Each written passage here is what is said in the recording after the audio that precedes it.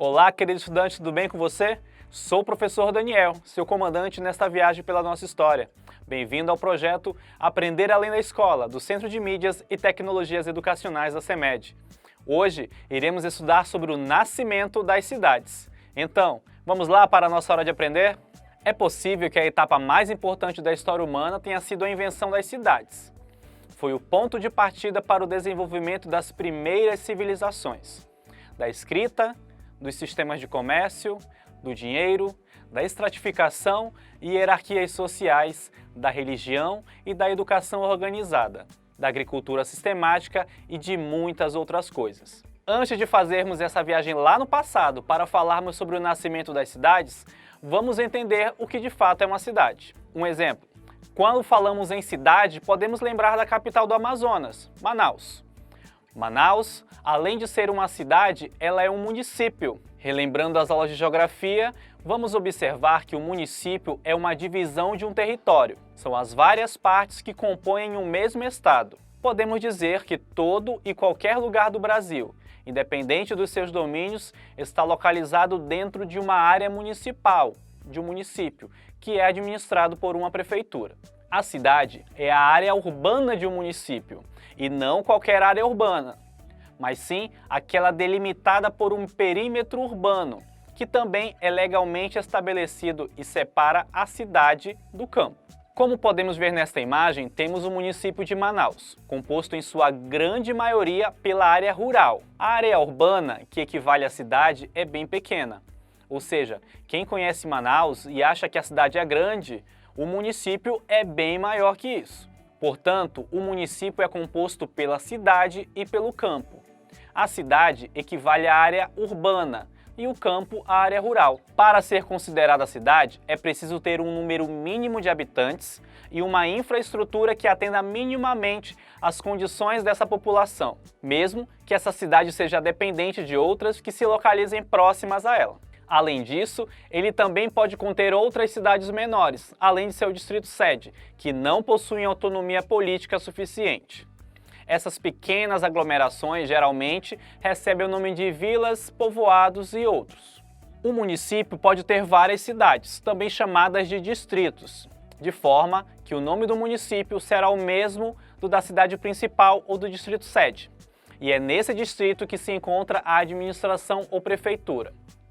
Quem conhece o Cacaupireira, no município de Iranduba, aqui no Amazonas? Ele é um exemplo de distrito, ligado a Iranduba, que é uma cidade e sede do município. Assim também é Balbina em relação à cidade de Presidente Figueiredo.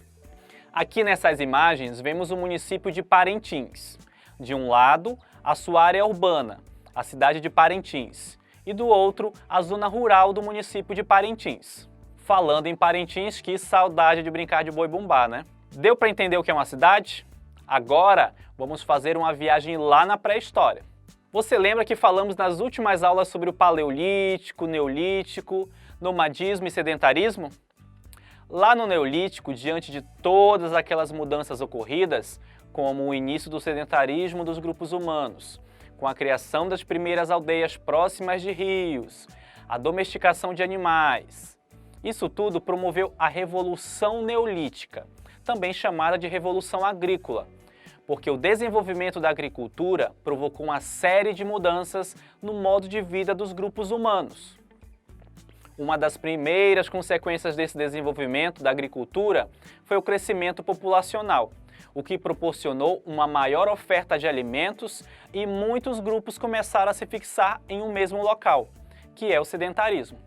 E isso promoveu uma organização dos grupos em aldeias, o que provocou a necessidade de novas formas de organização social. Entendemos assim: os grupos foram se fixando em alguns locais. Esses grupos se juntavam formando aldeias. Algumas aldeias se juntavam para se proteger de ataques e assim formavam cidades. Aos poucos, os pequenos grupos se uniam em prol da própria sobrevivência em grupos ainda maiores.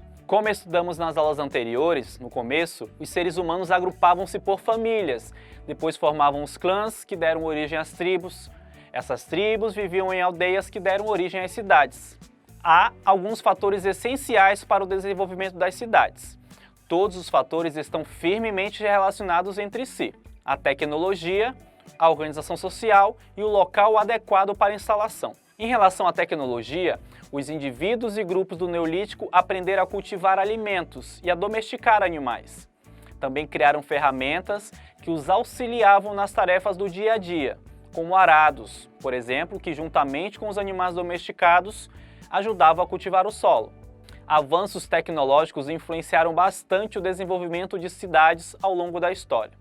Em qualquer comunidade, certos padrões de comportamento precisam ser cumpridos para o bem-estar e a manutenção da paz e da ordem. Uma pessoa respeitava outros membros da comunidade e esperava em troca ser respeitado. A organização social de povos neolíticos era simples. Cada família cultivava seu alimento e fabricava suas roupas e ferramentas.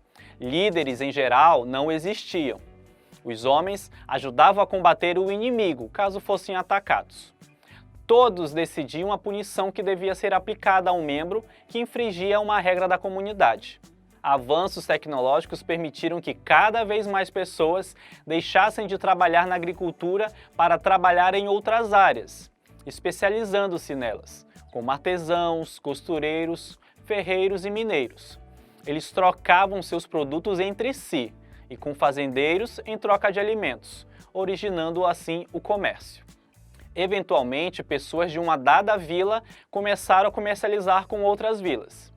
Outras pessoas tornaram-se soldados, administradores públicos e líderes políticos e religiosos. O crescimento populacional das vilas neolíticas passou a obrigar a instalação de um governo central, que se responsabilizava pelo fornecimento de certos serviços, como defesa, comércio organizado e eventos religiosos, por exemplo. Gradualmente, o número de trabalhadores empregados diretamente pela administração da cidade cresceu. Atualmente, esses trabalhadores incluem prefeitos, conselheiros, planejadores urbanos, policiais, bombeiros, catadores de lixo e professores, entre outros. Local adequado para a instalação. A geografia do local onde uma dada comunidade permanente está localizada também é importante. Aspectos geográficos incluem a geografia do terreno onde a comunidade está localizada, o clima da região e a disponibilidade de água potável para consumo humano. Nas vilas neolíticas e nas primeiras cidades, a fertilidade do solo era importante para o cultivo de alimentos. A proximidade com outras fontes de alimentos, tais como frutas silvestres e cardumes, também ajudava. A chuva era importante para a irrigação das plantações. Esse processo de surgimento das cidades foi mais acelerado na Mesopotâmia, onde as primeiras vilas neolíticas e as áreas urbanas foram criadas.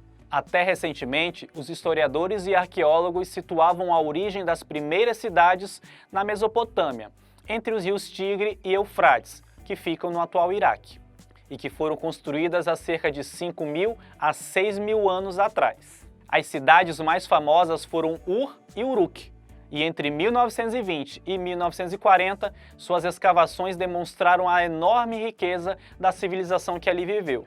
No seu auge, Ur tinha 40.000 habitantes, o que era uma grande cidade para a época.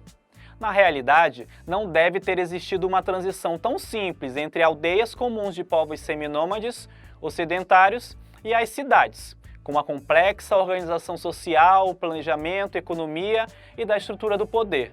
Isso tanto para as civilizações no Oriente quanto para as civilizações americanas. A coisa foi mais gradual. Quer dizer que as cidades surgiram na Mesopotâmia, professor? Até onde sabemos, por meio dos estudos de história e da arqueologia, a cidade, da forma que nós a definimos hoje, teve grande desenvolvimento nessa região da Mesopotâmia. Até porque não era uma única cidade, eram dezenas. A forma com que eles se organizaram dá aos mesopotâmios essa vantagem. Contudo, diversos estudos e descobertas continuam e continuarão a nos surpreender sobre esse assunto, como no caso de Çatalhöyük, na Turquia, que foi escavada pela primeira vez por arqueólogos em 1958. Nessa imagem, nós podemos ver um sítio arqueológico. É interessante a gente lembrar que sítio arqueológico é um local onde foram encontrados vestígios de ocupações humanas muito importantes para a ciência. Essa escavação em Çatalhöyük foi encontrada em 1958, mas de lá para cá ainda gera bons conhecimentos sobre o passado da humanidade. pois, segundo os estudos, essa cidade teria surgido há mais de 9.000 anos atrás. Nesse momento, é importante que possamos relacionar a ocupação do campo às intervenções da natureza, como estamos acompanhando desde o Neolítico e observando como esse processo vem se dando. E assim, possamos avaliar os resultados dessas intervenções. Essas mudanças estimularam novas formas de organização política, ou seja, precisava-se de lideranças nos grupos. Essas lideranças eram exercidas por pessoas ou por grupos específicos que se impunham sobre os demais. Dessa forma, surgem posições políticas e sociais definidas para cada membro do grupo. É importante ressaltarmos que não havia naquela época essa noção de evolução, ok? Eles não sabiam que estavam formando cidades. Eles apenas mudaram a sua forma de se organizar. Essas configurações foram as bases para a constituição de um governo, já que existia uma organização social e política com distribuição das funções para cada grupo na sociedade. Em muitos lugares, a organização social estava associada a fatores religiosos. Por isso, os poderes políticos e religiosos estavam ligados. Nessa imagem, vemos o sítio arqueológico de Chavin de Huántar, localizado no norte do Peru. Ele foi um importante local de peregrinação religiosa e centro cultural, por volta de 3.500 a 2.500 anos atrás.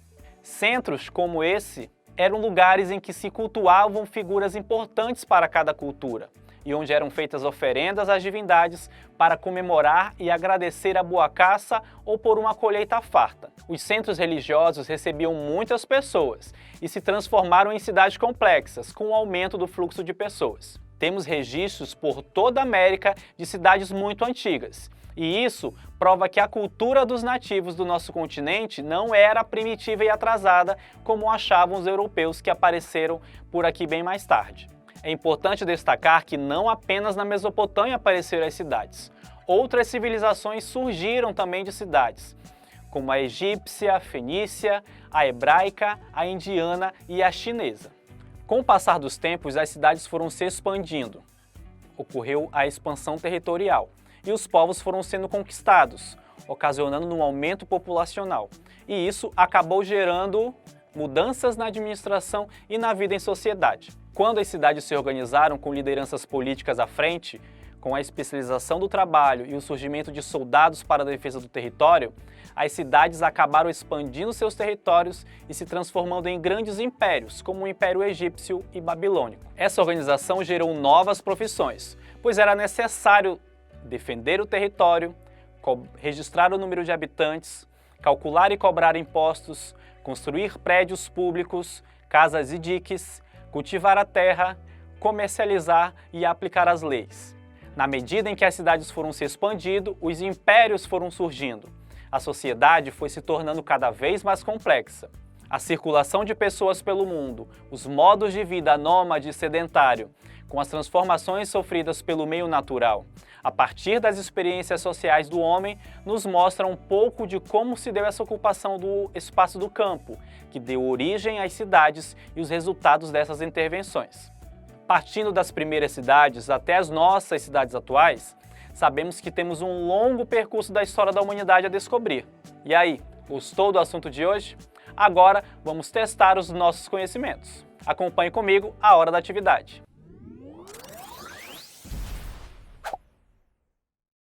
Atividade 1. Observe as questões. Qual delas define cidade? Alternativa A. É uma divisão legalmente realizada de um território. Alternativa B. É o equivalente a várias partes que compõem o mesmo estado. Alternativa C. É administrada por uma prefeitura. Alternativa D. É uma área urbana de um município, delimitada por um perímetro urbano legalmente estabelecido. Resposta certa, letra D. Cidade é uma área urbana de um município, delimitada por um perímetro urbano legalmente estabelecido. Vamos à atividade 2. Há alguns fatores essenciais para o desenvolvimento das cidades: tecnologia, organização social e local adequado para instalação. Todos os três fatores estão firmemente relacionados entre si. Relacione corretamente os elementos aos seus fatores. Lembrando, os fatores são tecnologia, organização social e local adequado para instalação. Na letra A, o elemento aspectos geográficos está relacionado a local adequado para instalação. Letra B, o elemento criação de ferramentas está relacionado a tecnologia. Letra C, cultivo de alimentos está relacionado a também tecnologia. Letra D, disponibilidade de água potável está relacionado ao local adequado para instalação. Manutenção da paz e da ordem está relacionado à organização social. E na letra F, surgimento do comércio, está relacionado a também organização social. Vamos à atividade 3. A expansão territorial e o aumento populacional exigiram mudanças na administração do território e da vida em sociedade. Isso possibilitou a criação de órgãos administrativos e jurídicos. Dentre as alternativas abaixo, qual não está relacionada às profissões criadas para dar suporte à administração das cidades? Alternativa A, atacar o próprio território. Alternativa B, registrar o número de habitantes. Alternativa C, calcular e cobrar impostos.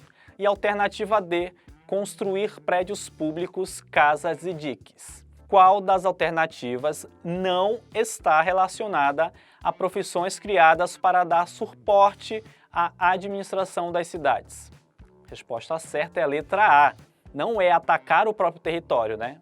O correto seria defender o próprio território. Portanto, essa alternativa está errada. Agora, vamos lembrar um pouco do que vimos na aula de hoje. Chegou a hora da revisão.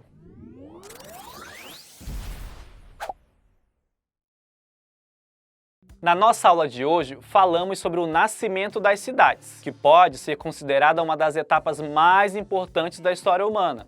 Foi o ponto de partida para o desenvolvimento das primeiras civilizações, da escrita, dos sistemas de comércio, do dinheiro, da estratificação e das hierarquias sociais, da religião, da educação organizada, da agricultura sistemática e de muitas outras coisas. A cidade é uma área urbana de um município, delimitada por um perímetro urbano, que também é legalmente estabelecido e separa a cidade do campo. A partir do Neolítico, com uma série de mudanças no modo de vida dos grupos humanos, o que provocou a necessidade de novas formas de organização social, alguns fatores se tornaram essenciais para o desenvolvimento das cidades, como a tecnologia, a organização social e um local adequado para a instalação. Cidades na região da Mesopotâmia, Çatalhöyük na Turquia e Chavin de Huántar no Peru são exemplos de cidades da antiguidade ao redor do mundo. Com o passar dos tempos, as cidades foram se expandindo e os povos foram sendo conquistados. Isso gerou a necessidade de lideranças, organização administrativa e jurídica para uma melhor organização social e controle da sociedade. Espero que você tenha aprendido muito na nossa aula de hoje. Mas, como sempre falo, isso não acaba aqui. Vou te convidar a se aprofundar mais sobre esse assunto. Afinal, é muito bom conhecer a história da humanidade. Aguardo você na próxima aula. Grande abraço. Tchau, tchau.